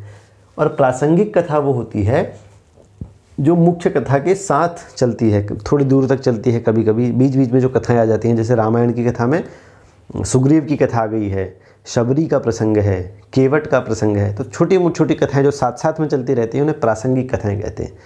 ठीक है, तो उसी प्रकार अभिज्ञान शाकुंतलम में दुष्यंत और शकुंतला की कथा तो मुख्य कथा है ही, और साथ साथ में जो दुर्वासा प्रसंग है, कण्व का प्रसंग है, ठीक है, मातली का प्रसंग है, ये जो छोटे छोटे प्रसंग हैं जो कथा के साथ साथ आ जाते हैं, ये क्या है, प्रासंगिक कथा है। तो ये नाटक में होना चाहिए और वो नाटक में है, लेकिन ऐसा नहीं लगना चाहिए कि ये कथाएं बीच में ज़बरदस्ती लाई गई हैं या ये कथाएं छोड़ दी अधूरी, इनसे मुख्य कथा में कोई रुकावट आ रही है, ऐसा नहीं होना चाहिए। वो मुख्य कथा के साथ ही चलेंगी, मुख्य कथा की सहायक ही होंगी और अंत में मुख्य कथा में ही विलीन हो जाएंगी। ठीक है, इस प्रकार से कथावस्तु का वर्णन, दोनों प्रकार की कथाएं जो हैं, कथावस्तु जो है नाटक में होनी चाहिए। फिर कह रहे हैं भाई अर्थोपक्षेपक होना चाहिए। ठीक है, अर्थोपक्षेपक किसे कहते हैं, मतलब वो कथा जो 2 दिन से लेकर के वर्ष तक चले। ठीक है, वर्षों तक भी चल सकते। युद्ध है, ठीक है, कहीं पे युद्ध चल रहा है तो एक दिन में तो ख़त्म हो नहीं जाएगा। ठीक है, विवाह का है तो वो कई दिनों तक चलेगा वर्णन, तो उसको छोड़ दिया जाता है, वो मना है। लेकिन वो बतानी भी ज़रूरी हैं। कई ऐसी चीज़ें हैं, कैसी ऐसी कथाएं हैं जो नाटक में बतानी भी बहुत ही आवश्यक हैं, लेकिन यदि बताएंगे तो फिर वो लंबा वर्णन हो जाएगा और वो कथा में बताना उनका निषेध भी है। तो उन कथाओं को अर्थोपक्षेपक के माध्यम से बता दिया जाता है। ठीक है, और अर्थोपक्षेपक जो है वो 5 प्रकार का होता है। उनमें से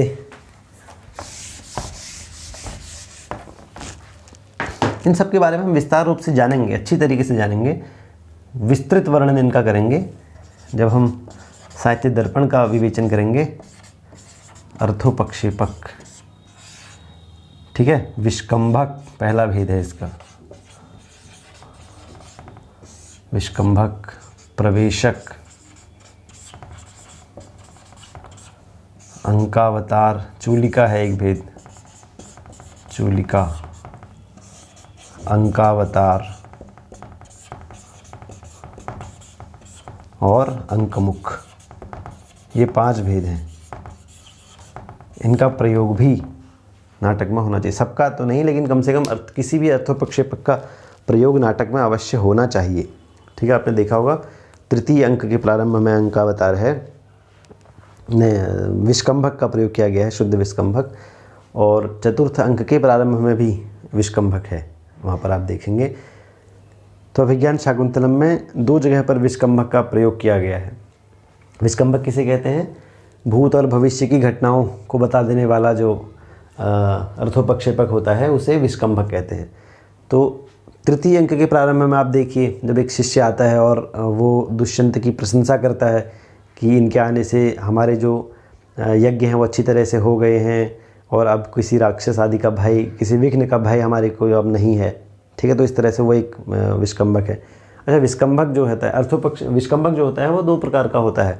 जब यह मध्यम पात्र और उच्च पात्र के द्वारा किया जाता है, शुद्ध संस्कृत में है, तो उसे शुद्ध विष्कंभक कहते हैं।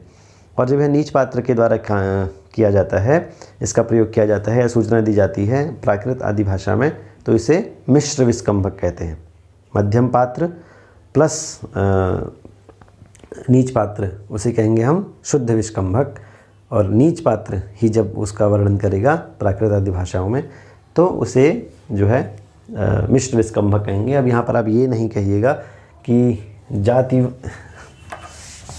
आधारित बना रखे हैं ये जितने भी नियम हैं नाटक के, जाति व्यवस्था, जातिगत भेदभाव किया गया है, तो ये हो सकता है जातिगत भेदभाव तो इसमें है ही, लेकिन फिर भी नाटक के अपने नियम हैं, इसमें हम उस झगड़े में नहीं जाएंगे।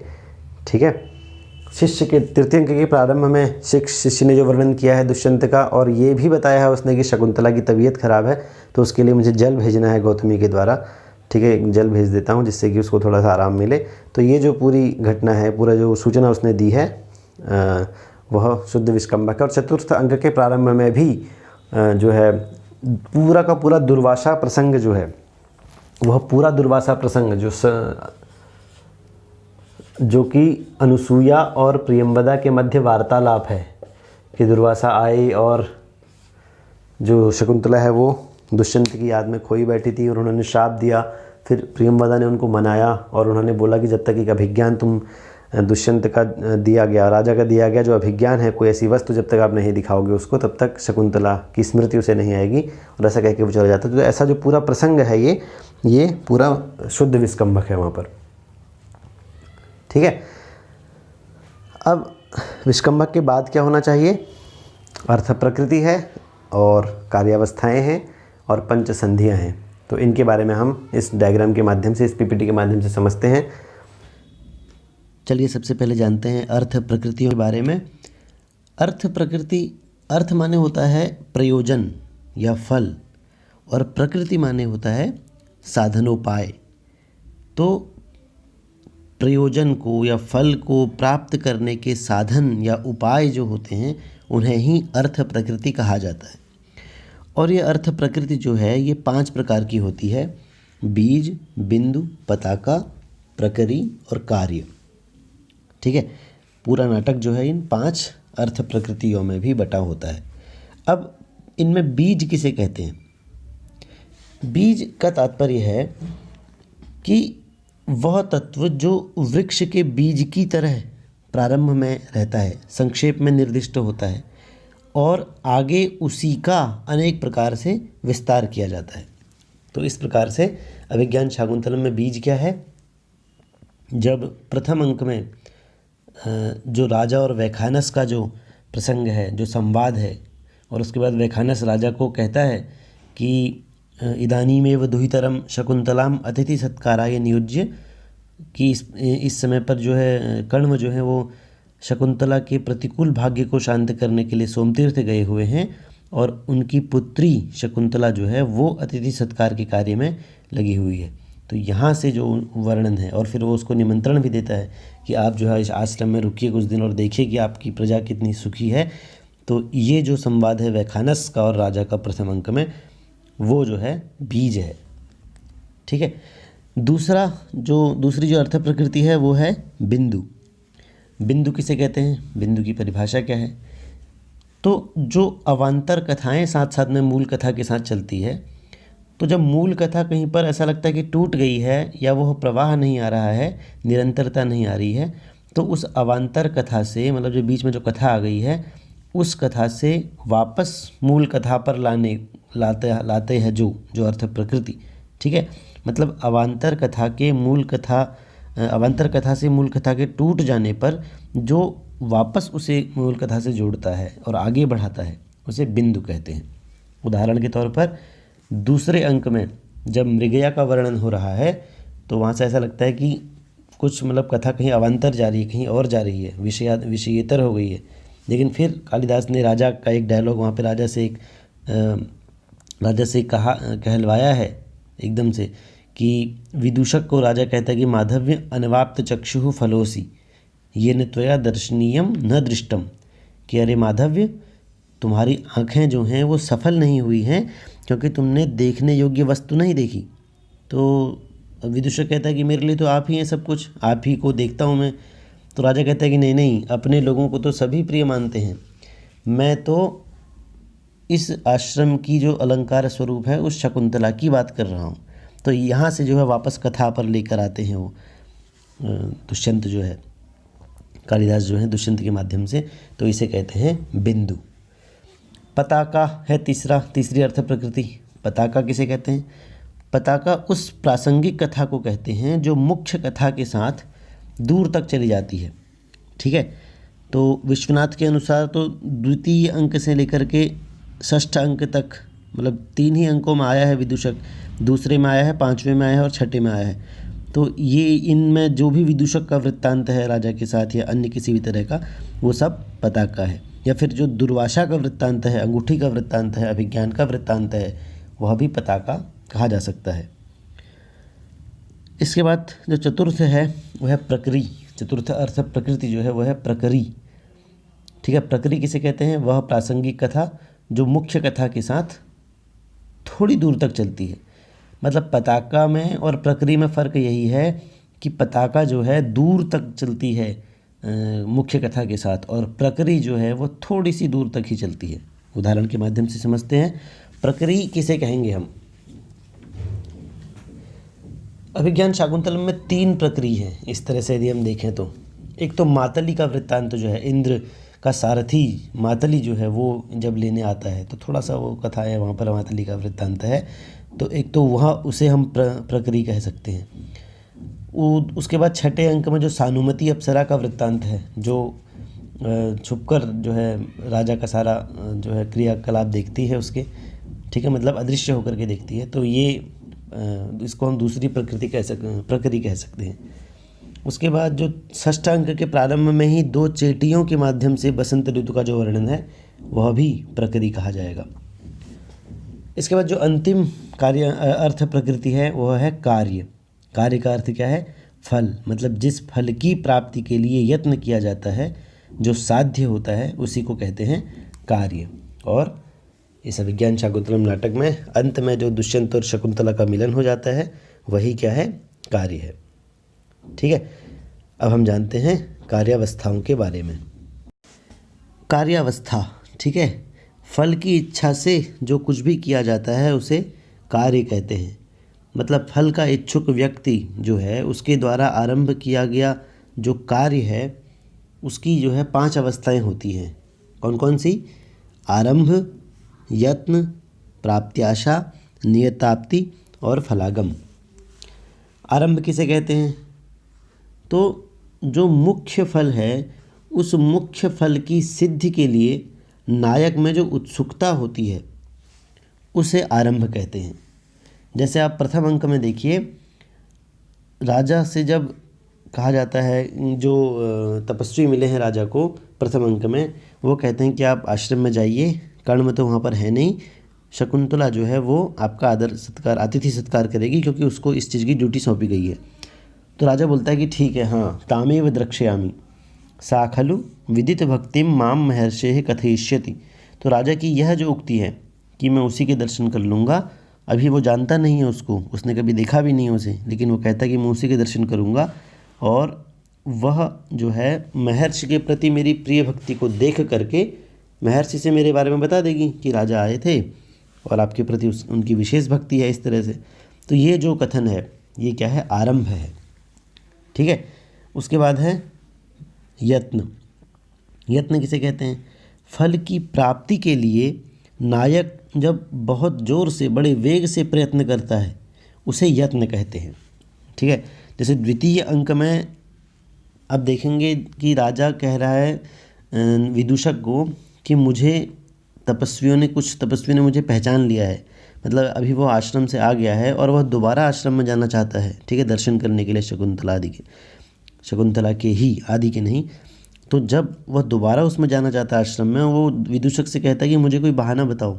ठीक है, तपस्वी भी ही कैश्चित परिज्ञातोऽस्मि चिंतय तावत् केनोपदेशेन पुनराश्रम पदम गच्छामः, कि कुछ तपस्वियों ने मुझे पहचान लिया है, अब तुम ही बताओ कि मैं किस बहाने से आश्रम में जाऊं, या किस बहाने से आश्रम में जाया जा सकता है। तो विदूषक बोलता अब तो राजा हैं, सीधे जाओ कि भाई कर दो हमारा, और मैं राजा हूँ यहाँ का, घुस जाओ सीधे। तो राजा बोलता है कि नहीं नहीं, ऐसे नहीं, वो कुछ और ही कर देते हैं। ठीक है, तो फिर उसके बाद गौतमी आदि आती हैं और राजा से कहती हैं कि तुम जो है आश्रम में हमारे यज्ञ होने वाले हैं, उनमें विघ्न होते हैं, तो तुम उनकी रक्षा के लिए आश्रम में दोबारा पधारिए। तो फिर वो दोबारा आश्रम में जाने का बहाना उसे मिल जाता है। तो यह जो दोबारा कहता है कि मुझे आश्रम में जाना चाहता हूँ, मुझे कोई बहाना बताइए, ये जो फल को प्राप्त करने के लिए उसके द्वारा बड़े वेग से यत्न किया जा रहा है, इसे कहेंगे यत्न। तीसरा जो है कार्यावस्था वो है प्राप्त्याशा। ठीक है, प्राप्त्याशा का मतलब जब अनुकूल परिस्थितियाँ होती हैं और उन अनुकूल परिस्थितियों के कारण प्राप्ति की संभावना तो होती है, फल प्राप्ति की संभावना तो होती है, लेकिन विघ्नों के कारण वह थोड़ा असंभव दिखती है, तो उसे कहते हैं, उस संदिग्ध अवस्था को कहते हैं प्राप्त्याशा। ठीक है, तो चतुर्थ और पंचम अंक जो है पूरा वो प्राप्त्याशा वाला है। ठीक है, मिलन हो सकता था लेकिन शाप मिल गया है, और शाप मिलने के बाद फिर उसमें थोड़ा लग रहा है कि अब नहीं हो पाएगा, तो इस तरह से जो ये संदिग्ध वाली अवस्था होती है इसे प्राप्त्याशा कहते हैं। चतुर्थ और पंचम अंक पूरा प्राप्त्याशा वाला कार्यावस्था में है। चौथा जो भाग है, भेद है, वो है नियताप्ति। ठीक है, नियताप्ति किसे कहते हैं? जब विघ्न हट जाते हैं और विघ्नों के हट जाने के कारण फल की प्राप्ति निश्चित हो जाती है, निश्चित ही दिखाई देती है, तो उस अवस्था को नियताप्ति कहते हैं। जैसे कि छठा अंक, अंगूठी मिल गई है, अब बस मिलने की देर है कि जब एक दूसरे के सामने आ जाएंगे तो मिलन हो जाएगा। ठीक है, तो उसे कहेंगे नियताप्ति। और फलागम, फलागम का मतलब जब इष्ट फल की प्राप्ति हो जाती है तो उस अवस्था को फलागम कहते हैं। तो सप्तम अंक जो है दुष्यंत और शकुंतला का स्थायी मिलन वहाँ पर हो जाता है। तो इस प्रकार से कार्य की प्राप्ति हो जाती है, फल की प्राप्ति हो जाती है। ठीक है, अब जानते हैं संधियों के बारे में। संधि किसे कहते हैं? ठीक है, अंतरैकार्थ संबंध है संधिरेकान्वये सति, मतलब जो प्रधान कथा है उसका प्रयोजन तो एक ही होता है, उसका फल एक ही होता है, नायक नायिका का मिलन। और उस एक ही प्रयोजन की सिद्धि में जो अनेक अर्थ अन्वित रहते हैं, ठीक है, अनेक घटनाएं एक दूसरे से संबंधित रहती हैं, तो उन अनेक घटनाओं के, अनेक अर्थों के, ठीक है, एक ही प्रयोजन में अन्वित अर्थों के, घटनाओं के अवान्तर संबंध को संधि कहते हैं। उनके आपसी संबंध को संधि कहते हैं। जब सारी घटनाएं एक दूसरे से संबंधित रहती हैं तो इसी संबंध को संधि कहते हैं। और ये संधि जो है वो 5 प्रकार की होती है: मुख, प्रतिमुख, गर्भ, विमर्श और उपसंहृति। उपसंहृति को ही निर्वहन संधि भी कहा जाता है। तो अभिज्ञान शाकुंतलम में संधियों का प्रयोग कैसे किया गया है हम देखते हैं। अभिज्ञान शाकुंतलम में जो मुख संधि है, अब मुख संधि क्या होती है? बीज नाम की अर्थ प्रकृति और आरंभ नाम की कार्यावस्था मिलाकर जो है मुख संधि बनाती हैं। ठीक है, मतलब मुख संधि में बीज की उत्पत्ति का वर्णन होता है। तो प्रथम अंक में राजा और सारथी का जब प्रवेश होता है मंच पर, ठीक है, वहाँ से लेकर के द्वितीय अंक में जहाँ पर बिंदु का प्रारंभ हो रहा है, बिंदु नाम की अर्थ प्रकृति का प्रारंभ हो रहा है, ठीक है, वहाँ तक जहाँ पर राजा कहता है कि माधव्य अनवाप्त चक्षुः फलोसी, कि तुम जो हो, तुमने अपनी आँखों का जो है अभी तक फ़ायदा नहीं उठाया है, ठीक है, तुमने अभी तक ऐसी कोई देखने वाली वस्तु देखी नहीं है। तो वहाँ तक, अभी बिंदु के बारे में हम पढ़ चुके हैं, तो बिंदु के प्रारंभ से पहले पहले तक वहाँ तक क्या है? मुख नाम की संधि है। उसके बाद दूसरी जो संधि है वो है प्रतिमुख। तो प्रतिमुख जो है वो बिंदु नाम की अर्थ प्रकृति और यत्न नाम की कार्यावस्था, इन दोनों को मिला के प्रतिमुख संधि बनती है। और प्रतिमुख संधि में क्या होता है? बीज का कुछ प्रकट होना सा दिखाया जाता है, तो द्वितीय अंक में जो बिंदु जहाँ से प्रारंभ हो रहा है, बिंदु नाम की अर्थ प्रकृति जहाँ से प्रारंभ हो रही है, वहाँ से लेकर के पूरा तृतीय अंक की समाप्ति तक प्रतिमुख संधि है। ठीक है, संधि को हम पूरे नाटक को हम पाँच संधियों में बांट सकते हैं। तो वहाँ से तृतीय अंक की समाप्ति तक प्रतिमुख संधि है। उसके बाद तीसरी जो संधि है वो है गर्भ संधि। गर्भ संधि में क्या होता है? गर्भ संधि जो है वो पताका नाम की अर्थ प्रकृति और प्राप्त्याशा नाम की कार्यावस्था से मिलकर बनती है। और गर्भ संधि में होता क्या है? बीज का नष्ट होना और उसके लिए पुनः अन्वेषण का वर्णन किया जाता है। ठीक है, उसको पुनः ढूंढने का वर्णन किया जाता है। तो चतुर्थ अंक के प्रारंभ से लेकर के अब देखिए पंचम अंक में जब राजा शकुंतला को देखता है, मतलब चतुर्थ अंक के प्रारंभ में शाप मिल गया है, शाप का वर्णन हो गया है वहाँ पर, तो बीज ऐसा लग रहा है नष्ट हो गया है। उसके बाद पंचम अंक में शकुंतला जो है गौतमी आदि शारद्वत आदि शकुंतला को लेकर के राजा के पास पहुँच गए हैं और राजा पहचान नहीं पा रहा है शाप के कारण। तो गौतमी कहती है कि अब तुम्हें अपना घूंघट हटाना ही पड़ेगा, लज्जा त्यागनी ही पड़ेगी, तभी राजा तुम्हें पहचानेगा। और शकुंतला घूंघट हटाती है, उसके बाद भी राजा जो है नहीं पहचान पाता। तो वहाँ तक जो है गर्भ संधि है। ठीक है, उसके बाद है विमर्श संधि। अब विमर्श संधि जो है वो प्रकृति नाम की अर्थ प्रकृति और नियताप्ति नाम की कार्यावस्था से मिलकर बनती है। और विमर्श में क्या होता है? गर्भ संधि की अपेक्षा बीज जो है वो अधिक प्रकट होता है, लेकिन शाप के कारण या क्रोध आदि के कारण उसमें विघ्न दिखाया जाता है। ठीक है, तो इसमें जो राजा जब शकुंतला को देखता है, शकुंतला घूंघट हटाती है, राजा उसको देखता है, वहाँ से लेकर के षष्ठ अंक की समाप्ति तक हमें विमर्श संधि दिखाई देती है। विमर्श संधि के अंतर्गत ये वाला भाग आता है। और अंत में है उपसंहृति संधि या निर्वहन संधि। ठीक है, निर्वहन संधि जो है वो कार्य नाम की अर्थ प्रकृति और फलागम नाम की कार्यावस्था से मिलकर बनती है। और इसमें क्या होता है? बिखरे हुए अर्थों को एकत्र किया जाता है और मुख्य फल का वर्णन होता है। तो पूरा संपूर्ण सप्तम अंक जो है वह उपसंहृति संधि यानी कि निर्वहन संधि का उदाहरण है। तो इस प्रकार से अभिज्ञान शाकुंतलम में 5 संधियों, अभिज्ञान शाकुंतलम नाटक को 5 संधियों में इस प्रकार से विभाजित किया गया है। मतलब कालिदास ने नाटक के लगभग जितने भी सभी जो लक्षण हैं, जो नियम हैं, उनका प्रयोग किया है और अपने नाटक में यथास्थान उनको सुनियोजित तरीके से उनका उपयोग करके नाटक को बहुत अच्छा मनोरम बनाने का प्रयास किया है और पूरी तरह से वो सफल भी इसमें हुए हैं। आगे कहा गया है कि भाई वृत्ति, ठीक है, वृत्ति के बारे में हम जान चुके हैं, लेकिन जो नाटक है वो श्रृंगार और वीर किसी एक रस में होना चाहिए। प्रधान रस श्रृंगार और वीर में से कोई एक होना चाहिए जो अंगी हो उसका। और हमारा जो अभिज्ञान शाकुंतलम नाटक है ये श्रृंगार रस में है। और श्रृंगार रस का यदि कोई नाटक होगा तो उसका नियम ये है नाटक के लक्षणों में कि श्रृंगारिक नाटक में हमेशा कैशिकी वृत्ति का ही प्रयोग किया जाए। श्रृंगारे कैशिकी, वीर का जब होगा सात्वती वीरे, ठीक है, वीरे श्रृंगारे कैशिकी वीरे सात्वत्या रभटी पुनः, इस तरह से एक श्लोक है।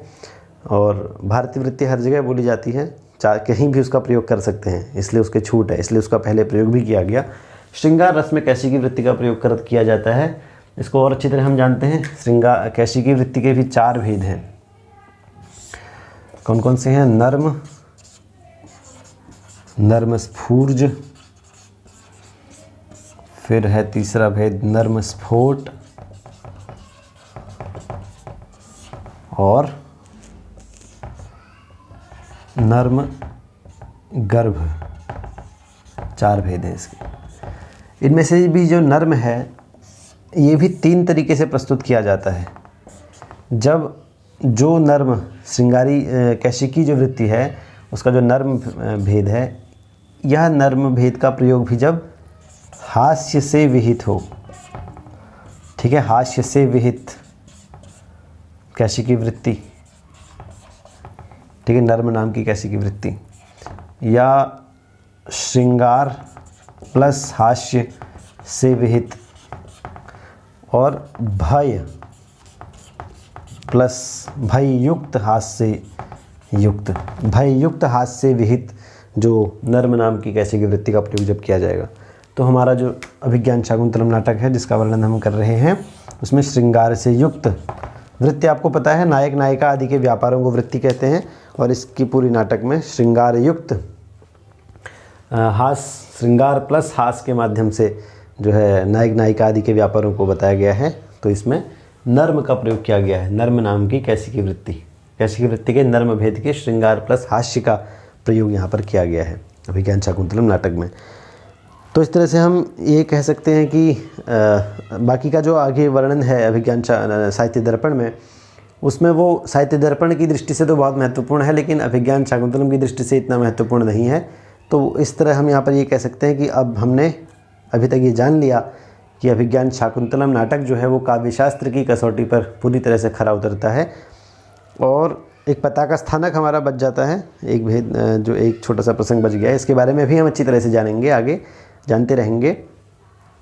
और अब हम ये कह सकते हैं कि अभिज्ञान शाकुंतलम को जानने के क्रम में इसका जो पहला पड़ाव है वो यहाँ पर समाप्त होता है और इसके अगले पड़ाव में हम सभी अंकों की जो प्रमुख घटनाएं हैं उनके बारे में विस्तृत रूप से जानेंगे और प्रथम अंक और चतुर्थ अंक का एक विस्तृत, ठीक है, एक व्याख्यात्मक विश्लेषण हम करेंगे, एक ठीक ठाक तरीके से उसके बारे में अच्छी तरह से जानेंगे ताकि कुछ भी वहाँ से छूटे नहीं, ठीक है, ताकि आपको ये भी पता चल जाएगी किस तरह से हम अंकों की घटनाओं को, अंकों में विहित जो उसमें प्रावधान है, जो भी घटनाएं आदि हैं, जो भी पात्र आदि हैं, जो भी अन्य चीज़ें हैं जहाँ से प्रश्न आदि बनते हैं या किस तरह से अंकों को समझना है, वो सभी चीज़ों के बारे में हम जान पाएँ।